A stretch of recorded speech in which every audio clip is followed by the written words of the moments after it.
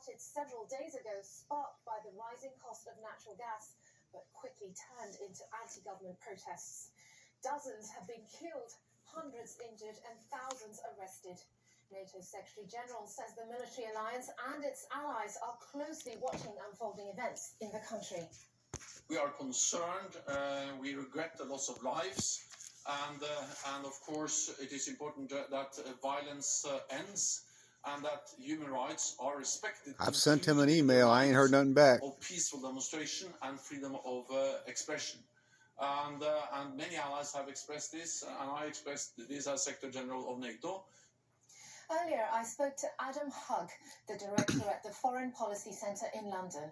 He says the protests in Kazakhstan are unprecedented in scale and scope.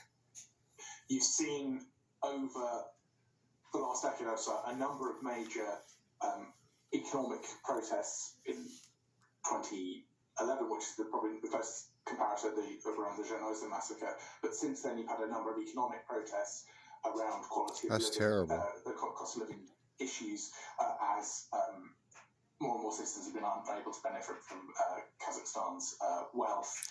Very sad. A continuing kleptocratic elite that runs the country. But you've also seen smaller. I got those trucks in my town. Squashed very, very hard by the government before. Previously, the economic protest has been in recent years, particularly the mothers' protests and other protests in 2019, ended up with the government resigning, and in that case, former President Nazarbayev. Little kids see that stuff. All of it. The government tried that playbook this time, but imagine how those kids are going to feel. Increase, and you've had, obviously, what is this about? We're going to find out. Peace to all y'all. And then you've seen both sides. Over the last few years, more violent looting of They're starving. They don't got food. All their pictures are burned.